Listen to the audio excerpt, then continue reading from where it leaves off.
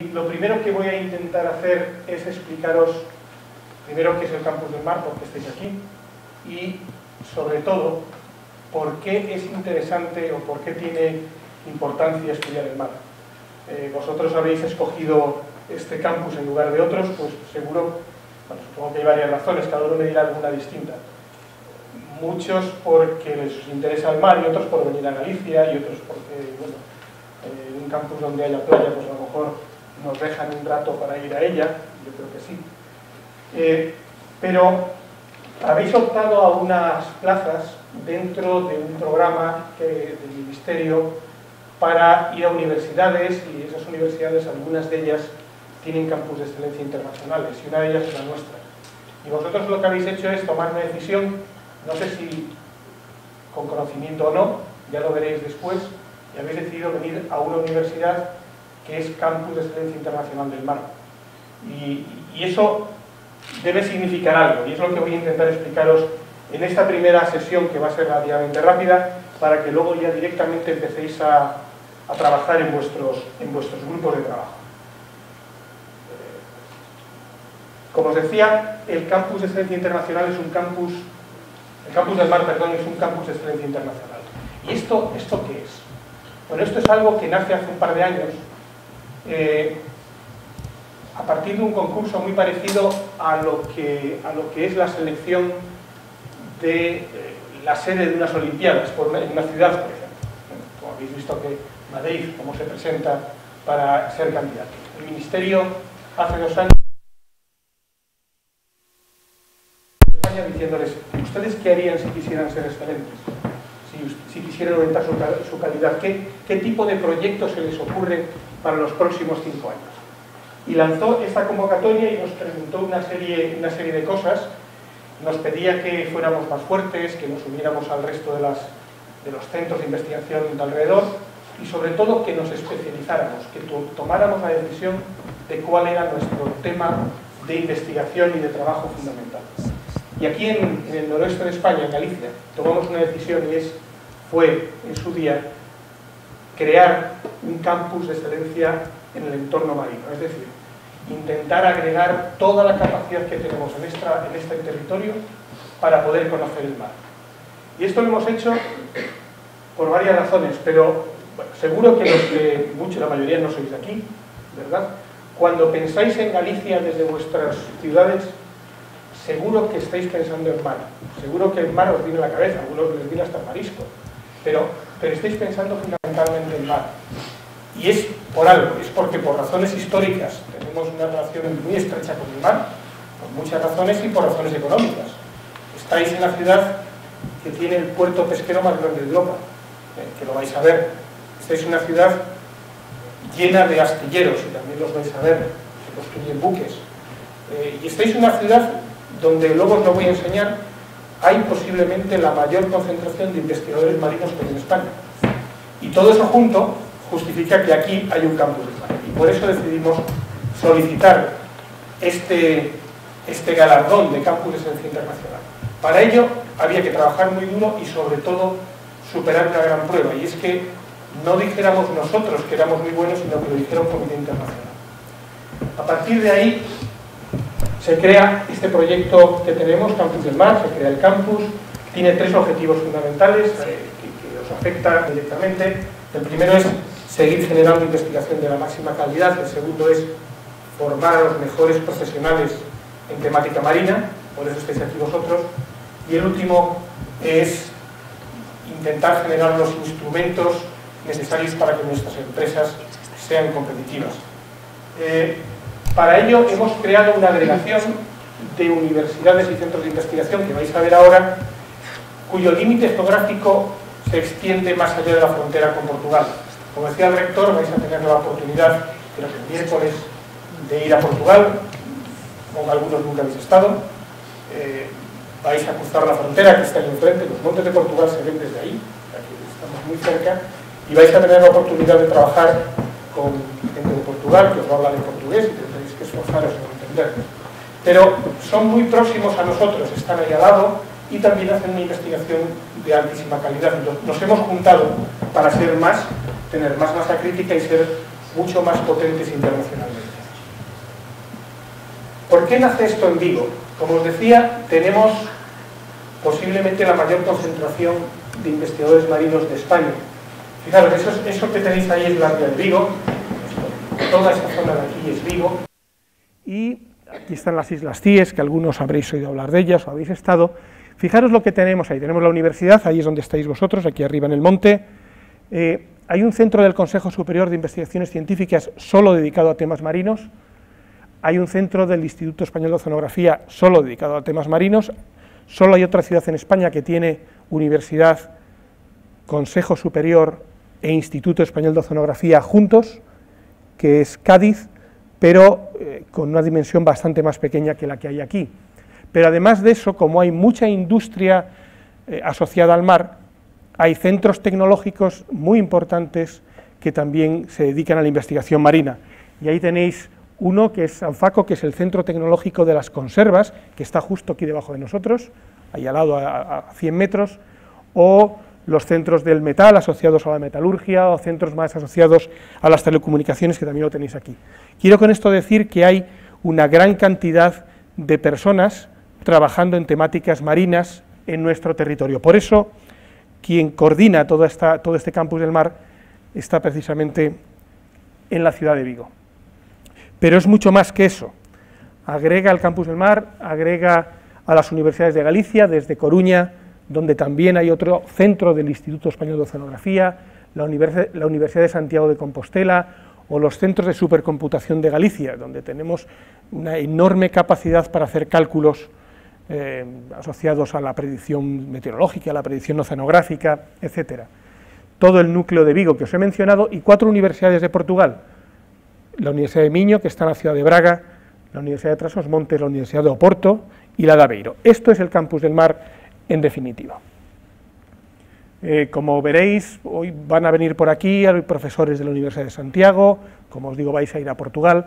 O sea, nosotros estamos trabajando ahora mismo con una red en la cual podemos utilizar y podemos usar personal de cualquiera de estas instituciones para los diferentes proyectos que desarrollamos, y uno de ellos es este propio campus de verano.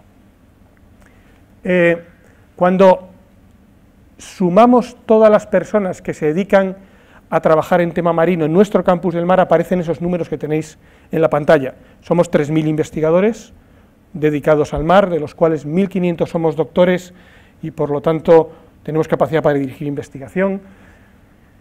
En los últimos 5 años, para que os hagáis una idea, se han publicado más de 10.000 trabajos en las mejores revistas del mundo, se han leído, defendido más de 500 tesis doctorales, y podéis ver que, por ejemplo, en contratos con empresas se han gestionado más de 270 millones de euros. Esto solamente es para que os deis una idea de cuál es la magnitud del lugar donde vais a estar. Vais a ver solamente 2 o 3 pinceladas de lo que es el campus del mar. Vais a empezar a ir a grupos de investigación dentro de un momento, que son miembros, forman parte del campus del mar, y son uno de esos 1.300 o 1.400 doctores. Pero hay mucho más detrás, es algo que es importante que lo tengáis presente. Con todo este potencial nos presentamos a ese concurso del que os hablaba, y ahí veis algo que seguramente habéis visto hace un rato. Ese es el rectorado de la universidad, con esas pancartas que se crearon precisamente para hacer una campaña que nos permitiera acceder al galardón que tenemos ahora de Campus de Excelencia Internacional. Colocamos pancartas en este edificio tan horrible que es el Ayuntamiento de Vigo. No siempre está así, a veces también le quitan los andamios, pero es igualmente feo. O en el Corte Inglés, que eso sí que lo conocéis. Ahí veis cómo está el campus del mar en todas estas partes. Fuimos con un eslogan, que es este que tenéis aquí, que está en gallego, que es "El mar ya nos eligió". Nuestro mensaje era que el mar ya eligió Galicia para ser estudiado, para que fuéramos los que estudiáramos el mar. Solamente hacía falta que la Comisión Internacional también tomara la misma decisión y nos diera el premio correspondiente.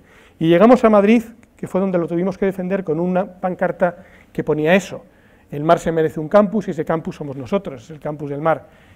Y pues tras la deliberación correspondiente, pues tuvimos la fortuna de acceder, de ganar ese concurso, y este fue el anuncio que colocamos en su momento en la prensa, agradeciéndole a todo el mundo que había contribuido a que esto fuera realidad.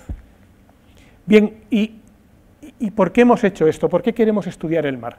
Solamente os voy a dar algunas ideas muy rápidas para que veáis en qué se basa el que nosotros queramos investigar el mar, qué aspectos desconocidos existen del mar. Voy a empezar por un aspecto que me es próximo a mí profesionalmente y que seguro que habéis oído hablar y habéis estudiado. Tiene que ver con el cambio del clima. Seguro que habéis oído hablar de cambio climático y hasta os lo han explicado en clase con seguridad. Mirad, eso que tenéis ahí es la evolución de las emisiones de gases de efecto invernadero a la atmósfera por parte del hombre desde, pues fijaros, desde la revolución industrial, desde 1850. Esta, insisto, es la cantidad de CO2 que echábamos a la atmósfera, los humanos. No echábamos nada antes de la revolución industrial porque no quemábamos ni carbón ni petróleo, y progresivamente estamos echando más y más y más y más cantidad de CO2. En estos momentos, en torno a 10.000 millones de toneladas de carbono cada año. Es lo que estamos echando por las chimeneas, por los tubos de escape de los coches, etcétera, etcétera. Bien, ¿y qué pasa con esto? ¿Dónde va todo este gas que estamos inyectando en nuestra atmósfera? Pues va a diferentes lugares. Una parte, casi la mitad, se queda acumulada en la atmósfera. Y eso es lo que conocéis seguramente del calentamiento global. Son gases que tienen capacidad de calentar la atmósfera, que se van acumulando, que cada vez tienen una concentración mayor y, en consecuencia, la temperatura del planeta va en aumento. Y efectivamente eso es lo que se ve. Ahí tenéis la evolución de la cantidad de ese gas en la atmósfera en los últimos 1000 años. Fijaros desde 1850 cómo ha aumentado, y esa es la estimación de la temperatura de la Tierra en ese mismo periodo. Cuando se calienta la atmósfera, como 3/4 partes de la superficie del planeta es mar, pues lógicamente, y están en contacto la atmósfera con el océano, ese océano se debería calentar. Y exactamente eso es lo que estamos detectando. Ahí tenéis la evolución de la temperatura del océano desde 1950, usando todos los datos que existen de mediciones de temperatura en el mar, y podéis ver que efectivamente detectamos que el océano en su conjunto se está calentando a una velocidad de 0,04 grados por cada 10 años. O sea, todo el océano cada vez está aumentando su temperatura. Y eso tiene efectos importantes, y os voy a mostrar uno muy puntual en nuestras costas. Fijaros, esto es Galicia. Estáis ahora mismo ahí, en una de esas rías gallegas. Vais a ver ahora cómo ha variado la temperatura del mar en ese punto, justo enfrente de donde estamos nosotros, pero alejados de nuestra costa. Bueno, pues ha cambiado la temperatura de esta manera desde los años 60. En los últimos 50 años, lo que detectamos es que cada 10 años aumenta 0,1 grados la temperatura del mar. Luego vivimos en un mar que se está calentando, y eso tiene efectos importantes. Y por ejemplo, cuando vemos los peces, este es un pez que aquí no existía como veis antes del año 2003, los pescadores no capturaban nunca este pez porque era muy, muy escaso, y a partir del año 2004 empieza a ser cada vez más abundante. Es un pez de aguas cálidas que, como consecuencia de este cambio de la temperatura del mar, pues va siendo más frecuente en nuestras costas, y en estos momentos incluso se captura y se utiliza, por lo tanto, de forma comercial. Pero por el contrario, otros peces, es un pez que está muy bueno, es muy rico y es valioso económicamente, ya veis que cada vez tiene una temperatura menor. Es un pez cuyos huevos son muy sensibles a la temperatura alta, en concreto soportan muy mal el que en invierno haya más de 12 grados de temperatura, y como cada vez es más frecuente esto, pues cada vez hay menos peces de esta especie. Con esto os quiero ilustrar cómo los cambios que están teniendo lugar como consecuencia, en este caso, de la quema de combustibles, pues tienen unos efectos en el mar que a su vez tienen unos efectos económicos sobre la explotación de este propio mar. Aquí tenéis, esto es la misma imagen de antes, y ahora voy a fijarme en otra cosa. Ahí veis una serie de colores. Veis la costa y la tierra que está en negro, y luego veis una serie de colores en el mar. Eso es una imagen tomada por satélite, con un sensor térmico que nos permite saber la temperatura que tiene el mar en todo el planeta prácticamente a la vez. Y ahí podéis ver cómo, esto es una imagen tomada en verano, una época prácticamente igual a la actual, bueno, en agosto en concreto, de forma que cuanto más fría es el agua, más colores morados toma esa imagen, y cuanto más caliente el color es más rojo. Podéis ver cómo en este momento nuestra costa está muy fría. Seguro que habéis oído hablar muchos de vosotros que en Galicia es complicado bañarse en verano porque el agua está muy fría. ¿Sabéis por qué está el agua muy fría en Galicia? ¿Por qué aquí, cuando uno se mete en el mar, y seguramente si tenéis la oportunidad lo vais a experimentar, corta? Porque la temperatura es muy baja. Bueno, pues mirad, si vosotros cogierais y salierais de nuestra costa y empezarais a nadar y tuvierais resistencia suficiente y salierais 100 kilómetros, según fuerais nadando, cada vez la temperatura del agua sería mayor. En nuestra costa el agua está muy fría pegada a la costa. Fijaros, todo esto morado que veis son temperaturas por debajo de los 17, 16 grados. El agua de mar aquí en verano puede estar a 15 grados. Eso es muy frío. Mientras que ahí fuera está a 22. Y esto es por una razón relativamente simple, y es que en nuestra costa, cuando hace bueno, sopla viento del norte. Y cuando sopla viento del norte, arrastra el agua hacia el sur, ¿verdad? Arrastraría todo el agua hacia el sur, pero eso ocurriría en un planeta que no se moviera, pero nuestro planeta se está moviendo, está rotando continuamente. Y debido a la fuerza de Coriolis, que seguro que la habéis estudiado, el agua superficial, cuando es arrastrada en una dirección, se desplaza siempre a la derecha, porque la Tierra se está moviendo. Eso quiere decir que cuando soplan vientos del norte en nuestra costa, el agua superficial se está moviendo hacia afuera, según baja hacia el sur, hacia la derecha. Pero es un fluido, y si nosotros quitamos agua pegado a la costa, tendrá que reemplazarse, porque si no, estaría inclinado. ¿Y de dónde puede venir el agua? De abajo, de abajo. Toda nuestra costa es, en la época de verano, una surgencia de agua profunda, muy fría, por eso es un problema bañarse, pero muy rica en nutrientes, y por eso nuestras costas son precisamente tan productivas, por eso hay tantos cultivos, por eso hay tanta pesca. Bien, pues este proceso cada vez es más lento, cada vez ocurre menos, y cada vez ocurre con menos intensidad como consecuencia del calentamiento de nuestro planeta.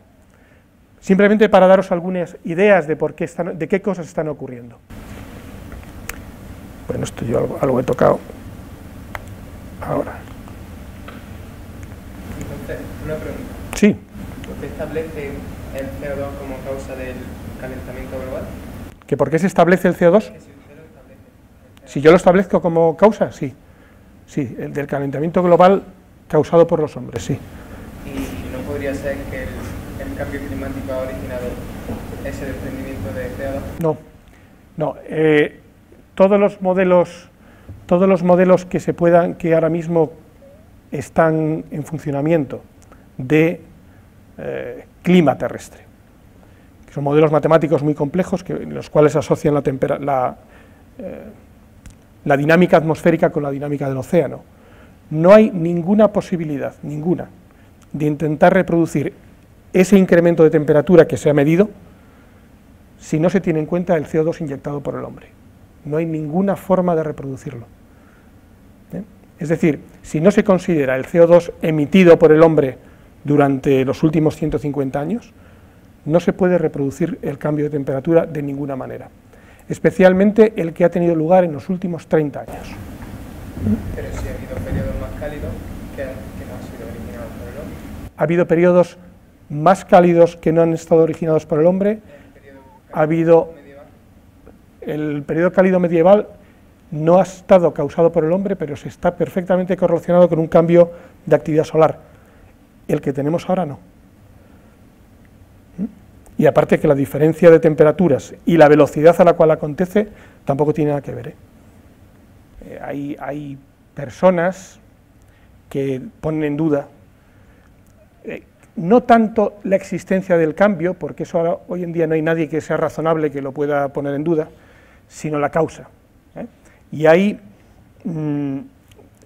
dos grandes corrientes. Yo diría que no hay dos grandes corrientes, hay una corriente principal masiva, que es la que atribuye este calentamiento a la emisión de gases de efecto invernadero, y hay una pequeña comunidad de investigadores que dicen que podría ser un proceso natural, porque es cierto que a lo largo de la historia de la Tierra, la temperatura de la Tierra ha ido variando, y además ha variado de forma cíclica, y además ese cambio de temperatura está asociado fundamentalmente a cambios en niveles de CO2 en la atmósfera, cuando el hombre no tenía nada que ver al respecto.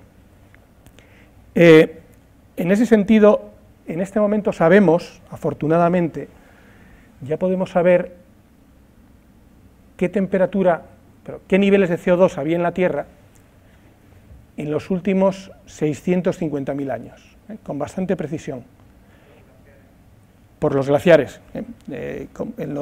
Simplemente se meten unos tubos en los glaciares, se saca un enorme cilindro, se cortan, se puede datar y saber a qué fecha corresponde cada sección que nosotros hacemos,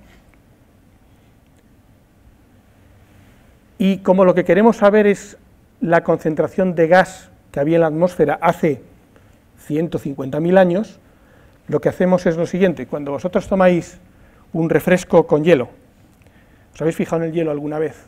¿Tiene burbujas dentro? Depende cómo se forme, pero normalmente tiene burbujas. Esa burbuja, ¿qué aire tiene? El aire de la época donde se formó. Si nosotros cogemos un trozo de hielo que tiene 100.000 años, el aire de las burbujas de ese hielo será el aire que había en la atmósfera terrestre hace exactamente ese periodo de tiempo. Lo podemos extraer y podemos medir cuánto CO2 hay en la atmósfera, y entonces podemos reconstruir, como de hecho ya se ha reconstruido, la evolución de los últimos 650.000 años. Cuando se hace eso, se observa lo que os digo: hay momentos de más CO2 que corresponden con épocas más cálidas y momentos de menos CO2 con épocas menos cálidas. Bien, pues lo que sí tenéis que saber es que los niveles de CO2 que tenemos ahora son prácticamente el doble, poco menos, de lo máximo que ha habido en todos los últimos 650.000 años. Es decir, aunque ha habido oscilaciones, y es verdad, asociadas a una serie de procesos terrestres importantes, lo que tenéis que saber es que las concentraciones de CO2 que hay en la atmósfera hoy son las mayores con seguridad de los últimos 650.000 años. Y eso no hay forma de explicarlo por ningún proceso natural, lo que ha ocurrido en los últimos 150. Esa es la idea que os puede quedar. Bien, pues como veis, el hecho de que se caliente el mar tiene una serie de efectos, pero el CO2 que emitimos a la atmósfera no solamente va a la atmósfera, parte se queda en él, como acabamos de decir, parte va a la Tierra, donde ocurren otra serie de procesos que no voy a mencionar ahora, y parte entra en el océano. Entra en el océano porque, como es un gas que está en la atmósfera y el océano es un fluido, por difusión ese gas entra dentro del océano. Es decir, que nosotros podemos saber que en estos momentos casi 2.000 millones de toneladas de carbono en forma de CO2 está entrando dentro del océano cada año. Y debido a la química del mar, y no voy a detenerme en ello porque es un poquito complicado, aunque a lo mejor ya lo habéis estudiado y todo, la entrada de ese gas CO2 en el océano va haciendo cada vez más ácido el océano. Y podéis ver aquí los resultados en la zona de Hawái, donde tenemos el observatorio con más datos al respecto. Podéis ver la cantidad de CO2 que hay en el mar, podéis ver el pH del agua de mar. Como sabéis, cuanto más bajo sea, más ácido. Pues ya se está detectando, está cada vez siendo más ácido, lo cual tiene efectos importantes, por ejemplo, sobre los corales. Ahí tenéis un experimento en el cual tenéis un coral a pH normal, con acidez normal del agua, y aquí con la acidez que se espera del agua de mar para finales de siglo. Simplemente ese caparazón o ese esqueleto de carbonato de calcio del que está constituido el coral, pues tiene serios problemas para ser sintetizado en condiciones de alta acidez. Para poder saber lo que está pasando en el océano, hace falta tener una gran capacidad de observación, y el océano además tiene un problema, y es que el océano es un lugar inhóspito para nosotros. Nosotros no estamos diseñados para vivir en el mar, como bien sabéis. Por lo tanto, para poder saber lo que está ocurriendo, tenemos que tener una gran capacidad tecnológica que nos permita tener aparatos y equipos colocados en el mar y que nos vayan mandando información. Eso que tenéis ahí es la distribución de boyas oceanográficas que están en el mar ahora mismo, emitiendo información a ordenadores que están en tierra, a investigadores, y, por lo tanto, indicándonos cuál es la situación de todo el planeta.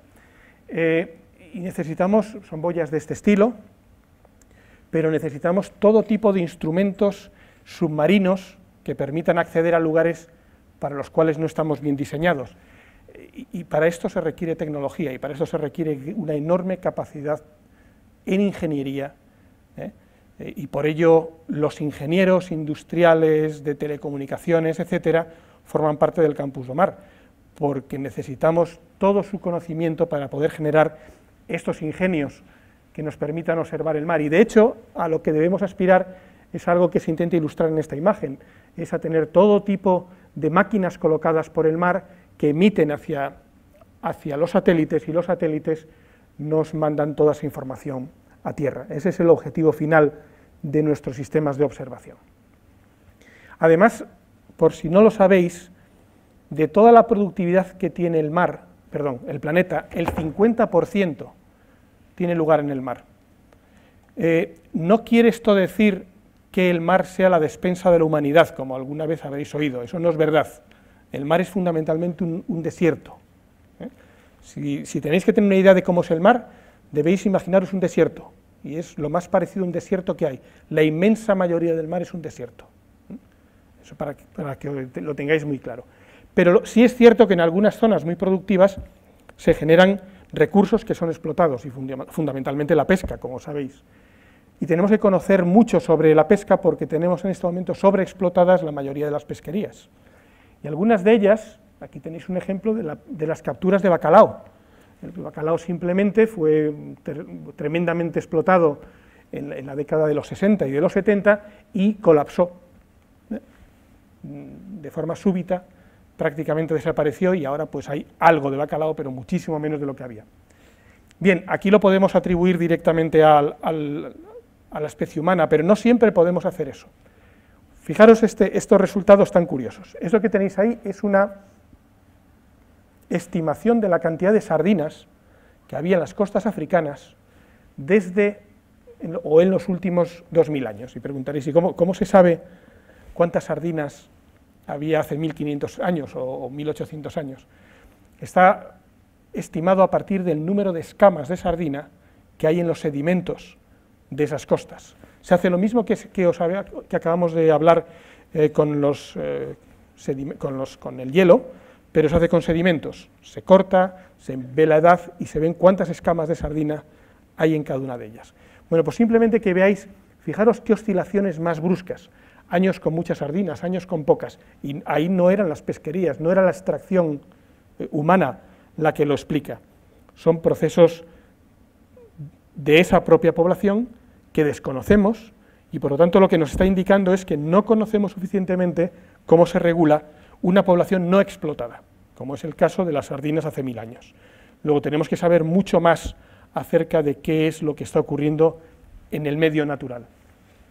Muchas veces habréis oído hablar de que el problema de la pesca se va a compensar con la acuicultura, poniendo muchos peces a crecer. Bueno, puede ser verdad, pero también hay retos de investigación importantísimos. Por ejemplo, para generar 1 kilo de un rodaballo, por ejemplo, de cultivo, hace falta 5 kilos de peces de mar para hacer harina de pescado y alimentarlos. Y como podéis imaginaros, no parece que sea muy razonable para crear 1 kilo de rodaballo, por rico que éste sea, tener que consumir 5 kilos de peces de mar. Eso no funciona. Luego, la investigación en la nutrición de estos animales en cautividad es otro reto de investigación importantísimo que todavía está sin resolver. Y hay organismos que algunos de ellos no habréis visto nunca, y hay algunos que nunca hemos visto nadie, que los desconocemos, y no tenemos ni idea ni cómo funcionan, ni qué productos tienen, ni qué utilidad potencial podrían tener para la humanidad, y hay mucho trabajo por hacer para poder llegar a saber si existen algún tipo de posibilidades de explotación, de uso, de generación de nuevos productos a partir de este tipo de organismos nuevos, o a partir de la modificación genética de algunos de los organismos que ya conocemos. Y además, no solamente se trata de investigación científica, sino que tenemos que planificar y tenemos que ordenar nuestro litoral, porque nuestro sistema litoral, nuestras costas, en primer lugar es donde se está concentrando la población, con mayor intensidad, como bien sabéis, y es un lugar donde queremos hacer prácticamente de todo en el mismo territorio. Y os lo voy a poner con un ejemplo para que os deis cuenta qué es lo que pasa en un sistema litoral. Voy a poner con eso que tenéis ahí es una porción de mar, esto es Inglaterra, esto es Irlanda, y ahora vais a ir viendo qué diferentes actividades se van colocando sobre esa porción de mar. Vamos a irlo viendo progresivamente. Vais viendo cómo aparecen las actividades turísticas y dónde se colocan, explotaciones de petróleo y de gas que hay en esa zona, que ocupan un espacio y por lo tanto necesitan ubicarse en el espacio, explotaciones de acuicultura, protección de la costa, conservación de la zona costera, zonas destinadas a navegación y a ubicación de puertos, actividades militares, protección del patrimonio cultural, zonas dedicadas a la conservación del medio natural, zonas destinadas a dragados y a depósitos de residuos, a cables submarinos, zonas para pescar, zonas para establecer sistemas de energía, para generar energía a partir de fuentes renovables, actividades de recreo, o bien extracción de minerales. Bueno, eso que veis ahí son diferentes actividades, muchas de ellas, la mayoría de ellas humanas, que quieren utilizar el mismo espacio. Y la pregunta que yo os hago es, ¿cómo se regula eso? ¿Cómo se decide en qué zonas tiene lugar un tipo de actividad y en qué zonas otras? ¿Qué ocurre cuando dos actividades entran en conflicto y el mismo lugar donde se quiere utilizar para pescar se quiere utilizar para poner fuentes de energía renovables? Eso requiere muchísimo conocimiento que hoy no tenemos.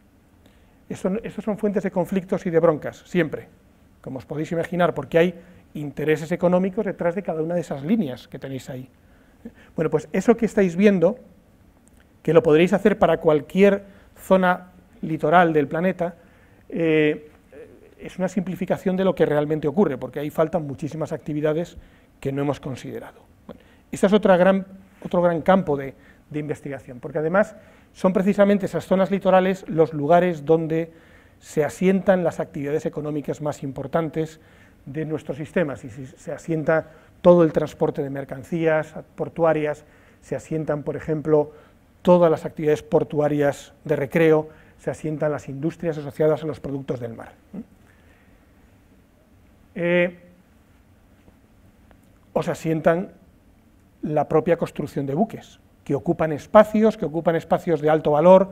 Lo veréis en esta ciudad que las zonas costeras de más valor de la ciudad están ocupadas por astilleros, cuando hay otra gente que dirá, ¿y por qué no se hacen un paseo marítimo? Bueno, pues porque hay que compatibilizar las diferentes usos de ese territorio. O la generación de infraestructuras en el mar. Ese es el superpuerto, el puerto exterior de Coruña, por ejemplo, para que veáis qué enormes sistemas se están construyendo en el mar, con una zona tremendamente agresiva, un mar muy agresivo en esa zona, y la ingeniería que hay que desarrollar para poder construir esos diques, pues es una ingeniería particular, y también se requiere una cantidad de investigación importante al respecto. O para generar la enorme cantidad de transporte marítimo que hay en el planeta. Ahí tenéis una imagen de las rutas de transporte marítimo del planeta. Todo el planeta, todo el océano está siendo ahora mismo surcado por barcos como el anterior, llenos de contenedores, llenos de petróleo, llenos de miles de aspectos que, lógicamente, tienen un riesgo. Luego, la seguridad marítima es un tema muy importante, la prevención del control de contaminantes vertidos por estos buques también es otro gran campo de investigación, y con esto os estoy dando varias áreas en las cuales es absolutamente necesario saber más sobre el océano. Y además, como somos una especie que en toda su evolución cada vez consume más energía, resulta que estamos en una situación ahora en la cual precisamos cantidades ingentes de energía y las fuentes no renovables se están agotando. Y debemos buscar nuevas fuentes, y las nuevas fuentes, una de esas nuevas fuentes está en el mar, y hay una enorme cantidad de investigación aún por ser desarrollada en la investigación asociada a las mareas, a las corrientes, a las olas. Es un campo todavía bastante poco explorado, incluso al viento marino. Pero además no solamente es ciencia y es tecnología, también son las artes. Las artes han inspirado, el mar ha inspirado la cultura en todos los aspectos, en la literatura. Este es el pergamino de uno de los poemas más famosos de Galicia, que se llama Ondas do Mar de Vigo, precisamente hecho aquí, o pues, la pintura. Es decir, no solamente el Campus do Mar se ocupa de la ciencia y la tecnología, sino también de cualquier otro aspecto del conocimiento. Bien, muy rápidamente algunas pinceladas de qué cosas están ocurriendo en el Campus do Mar, para que lo sepáis, muy rápido. Primero, como ya os acabo de decir, Campus do Mar no es solamente ciencia y tecnología, tiene todos esos ámbitos de conocimiento, la biotecnología, las ciencias del mar, la tecnología y calidad de los alimentos, las tecnologías de las comunicaciones, la salud, la ingeniería o la economía, los aspectos jurídicos y las humanidades. Todos nuestros investigadores se organizan en torno a 4 grandes ámbitos, que son esos que tenéis ahí, y de ahí derivan los 4 proyectos en los cuales vais a estar trabajando vosotros. La observación del océano y el cambio global, un gran, bueno, habéis visto las razones por qué, la gestión de la zona costera, también habéis visto por qué, la gestión sostenible de los recursos del mar y la ingeniería de las actividades del mar. Hay muchas líneas de investigación, en cada uno de ellos podéis ver los diferentes aspectos en los cuales se está trabajando y se va a trabajar en los próximos años, pero esto lo vais a ir viendo a lo largo de la semana. Además hay 3 líneas que denominamos emergentes, son 3 líneas de futuro que queremos desarrollar. Uno es la energía del mar, como os acabo de mencionar, otras son la biología molecular de última generación, lo que llamamos las tecnologías ómicas, algo vais a ver, asociado sobre todo a los cultivos, a la generación de nuevos productos del mar, y un aspecto teórico que es el análisis de sistemas complejos, que es la física y la matemática necesaria para predecir cualquier cosa. Y predecir, como podéis imaginar, es algo muy importante en todos los ámbitos del saber.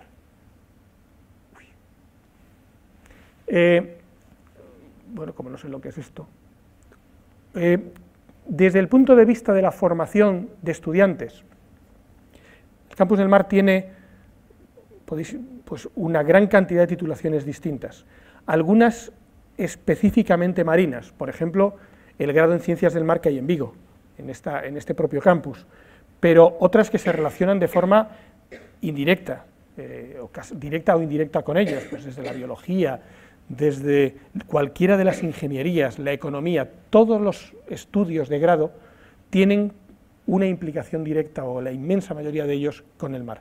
Además hay másters que son específicos de temas marinos, hay másters de pesca, de acuicultura, de oceanografía, y el Campus del Mar ha generado un doctorado único en temática marina, se llama Ciencia, Tecnología y Gestión del Mar, que es un doctorado hecho por todas las universidades que habéis visto del Campus del Mar. Cuando alguien quiera ser doctor en el Campus del Mar, acabará siendo doctor por todas las universidades de España, de Galicia y del norte de Portugal a la vez, con más de 700 posibles líneas de investigación, y es bueno que lo sepáis.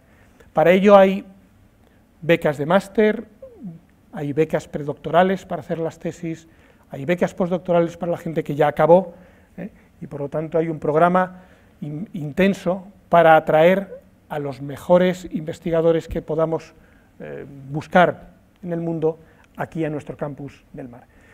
Además, como pensamos que los estudiantes que trabajan en el campus del Mar no solo tienen que aspirar a ser funcionarios, sino que podrían también aspirar a tener sus propias empresas, por ejemplo, tenemos un programa específico que se llama Sí de Mar, Sí Emprende, precisamente para formar a estos estudiantes en cultura emprendedora, es decir, en la cultura de la generación de nuevas empresas con sus propias ideas. Además, hay un programa especial de acogida para que todo el mundo que venga aquí al campus del Mar se sienta cómodo. Para los estudiantes extranjeros, además, bueno, para los estudiantes españoles, uno de los objetivos fundamentales que tenemos es que aprendan inglés, porque ese doctorado que os había dicho es un doctorado que es en inglés. Y para los estudiantes extranjeros que van a venir, queremos que además aprendan español o portugués, de forma que tengan esa ganancia por estar aquí con nosotros. Los estudiantes que estudian en nuestros campus, independientemente de los estudios que cursen, tienen una relación muy directa con el mar. Tenemos un programa que se llama Campus Mar Life, que consiste en que todos los estudiantes, por ejemplo, de este campus, cuando vienen, tienen la opción a lo largo del año de hacer actividades que tienen que ver con el mar. Porque imaginaros que un estudiante que viene aquí a estudiar filología alemana, que diréis, no tiene mucho que ver con el mar, pero está en una universidad que es Campus de Excelencia Internacional del Mar, y algo tendrá que tener, alguna ventaja tendrá que tener por el hecho de estar en ese campus de excelencia. Bueno, pues tendrá la ventaja de poder acceder a una serie de actividades que se organizan y se gestionan desde el campus del Mar, como podéis ver aquí, pues algún tipo de kayak o rutas, poder aprender a algunas actividades de vela en la ría de Vigo, esta es la ría de Vigo y Sos Vigo, o aprender a hacer surf. Queremos también que se conozca por parte de la ciudadanía todo lo que hacemos en los laboratorios, y por eso, como la gente no va a oír conferencias, a no ser que estén obligados como vosotros ahora, que me tenéis que soportar, pues lo que hacemos es ir donde están ellos. Y ahí podéis ver una playa que vais a conocer, la playa de Vigo, pues la playa de Samil en Vigo, pues podéis ver estas carpas, son carpas del Campus do Mar, donde se le explica a los ciudadanos que están en la playa, pues por ejemplo, por qué el agua es tan fría, lo que os acabo de explicar hace un poco, y otra serie de aspectos relacionados directamente con el mar, ahí los tenéis, por ejemplo. Además, y esto lo digo ya para el futuro, cuando os vayáis de aquí, podéis seguir en contacto con el Campus del Mar cuando os marchéis. Y os podéis seguir en contacto a través de los sistemas digitales, a través de las webs, a través de las redes sociales, y a través de algo que yo os aconsejo que uséis cuando os haga falta. El Campus del Mar cada mes invita a 1 o 2 investigadores de todo el mundo, de cualquier lugar del mundo, a dar una conferencia sobre algún ámbito de su conocimiento, siempre, por supuesto, relacionado con el mar. Ahí tenéis, pues 2 de ellos, son 2 asesores del Banco Mundial en temas de pesca, economistas, que vinieron al campus y nos hablaron de esos temas que tenéis ahí. Lo interesante es que estas conferencias se retransmiten en directo por internet, cualquiera las puede seguir, e incluso cualquiera puede hacer preguntas por un canal chat que tenéis habilitado, donde podéis hacerle preguntas al conferenciante y él os responderá y le podéis seguir en directo. Aquellos que no tengáis el tiempo suficiente o en ese momento estéis haciendo otra cosa, podéis verlo en el canal web del Campus do Mar, donde ahora mismo están grabando precisamente este inicio de este curso. Y por lo tanto, cualquiera que esté interesado en alguna temática puede ir ahí y consultar y escucharla. Lógicamente ya no podrá hacerle preguntas al conferenciante, pero sí podrá escuchar la conferencia íntegramente. Tenemos nuestra web donde podéis seguir todo lo que se está haciendo, Facebook, Twitter, en las redes sociales también podéis ir siguiendo todo lo que estamos haciendo. En definitiva, esto es en lo que consiste el Campus del Mar, y ahora ya os voy a dejar para que empecéis a a trabajar y a pasarlo bien. No es más, por lo tanto, que un intento de unirse todos los que trabajamos en temas marinos para ganar conocimiento sobre el mar de una forma más intensa y más rápida, más eficiente, optimizando recursos que, como bien sabéis, son escasos en este momento, y que con seguridad, si trabajamos de forma conjunta, pues podemos utilizarlos de una manera muchísimo más racional. Bien, solamente me queda deciros que tenéis una semana de trabajo muy intensa. Vais a acabar cansados, os lo puedo asegurar, vais a acabar cansados, no vais a tener mucho tiempo para el descanso, pero como tenéis la edad en la cual hay que disfrutar, utilizaréis las horas de sueño para hacerlo, y entonces eso va a hacer que día a día os vais a encontrar cada vez más cansados, pero eso no os preocupéis, eso es algo normal, ya descansaréis cuando volváis. Yo solamente os confío y estoy seguro de que lo vais a pasar bien, de que vais a aprender muchas cosas, de que vais a ver cosas que nunca habéis visto, que vais a conocer otro país y vais a ver otra gente, y que confío también que en esta semana que vais a estar aquí, pues tengáis una excelente relación entre vosotros, como en otras ocasiones ha acontecido, y nos recordéis siempre como una gente que ha intentado pues haceros pasar una semana agradable e intentaros introducir un poco de curiosidad sobre lo que ocurre ahí fuera, en una zona que es muy desconocida y que solamente conocéis posiblemente hasta ahora porque os bañabais en ella, ¿no? Muchas gracias y adelante, que creo que estamos justo, va a hablar, bien, han llegado dos personas que también vais a conocer, con las que vais a trabajar intensamente. Juan y Fran son dos profesores de enseñanza secundaria que son nuestros asesores para que el trabajo que hacemos con vosotros, los de la universidad, pues se ajuste bien a vuestro nivel educativo. A nosotros a veces nos cuesta mucho, pero para eso están ellos. Como sabéis, al final de toda esta sesión, de esta semana, vais a tener que exponer en público lo que habéis hecho, como es lógico, vais a tener que explicarnos. Y eso, los responsables de coordinar todo ese trabajo son ellos. Y por lo tanto, ahora os van a hablar un momento para explicaros en qué va a consistir, el tipo de apoyo que vais a tener por su parte, y que además veis, tenéis que sacar otro hueco también para trabajar con ellos, además de hacer vuestro trabajo y pasároslo bien. O sea que efectivamente no os va a quedar mucho tiempo.